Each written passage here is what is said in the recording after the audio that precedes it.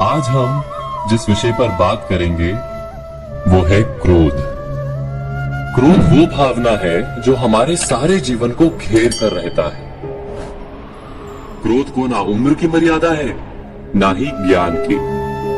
कब, कहां और किस कारण से क्रोध पैदा हो जाए वो कोई नहीं जानता। और जब क्रोध जन्म लेता है तो तुरंत ही विचार करने की शक्ति खो जाती है। बुद्धि पर अंधकार छा जाता है। वर्षों के संबंध पल भर में टूट जाते हैं।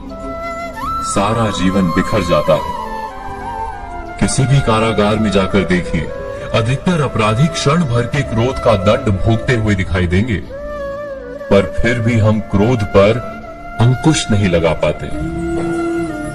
बार बार हम क्रोध ना करने का प्रण तो लेते हैं, पर बार बार हमसे क्रोध हो जाता है। ये क्रोध वास्तव में क्या है, क्यों जन्मता है और क्यों अंकुश में नहीं रहता है? उदाहरण के लिए आप एक बालक को देखिए, उसे किसी वस्तु की इच्छा होती है और उस समय अगर उसे वो नहीं मिलती या कोई उसे भयभीत करता है तो वो प्रतिक्रिया देता है। बालक की प्रतिक्रिया क्रोध है,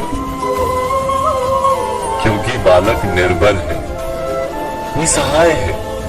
बालक अपनों से बड़ों को अपने वजूद का एहसास, अपने अस्तित्व की प्रतीति करवाने का प्रयास करता है क्रोध के माध्यम से।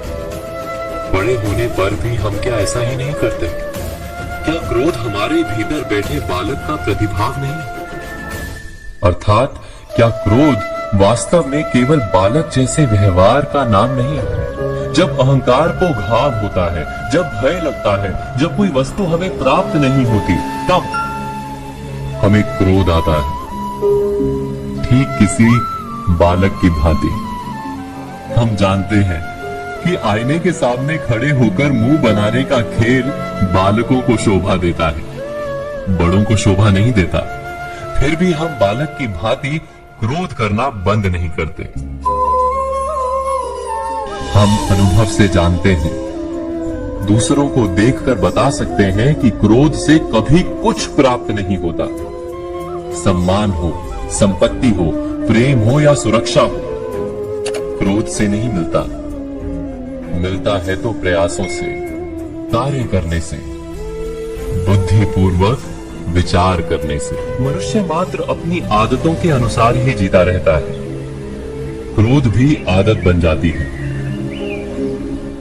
हमारे चाहते हुए भी हम अपने प्रतिभावों को रोक नहीं पाते। हम स्वयं को बड़े या पुख्ता मानते हैं, पर थोड़ा सा कारण मिलते ही हमारे भीतर का बालक क्रोध कर बैठता है। अर्थात क्रोध वास्तव में और कुछ भी नहीं, हमारी बालक बुद्धि का नाम है। जैसे ही हम इतना स्मरण में रखें कि हम बालक नहीं, बालक जैसा व्यवहार हमें शोभा नहीं देता, वैसे ही क्रोध स्वयं ही बंद हो जाता है। क्या ये सत्य नहीं? इस पर विचार मनन अवश्य कीजिएगा।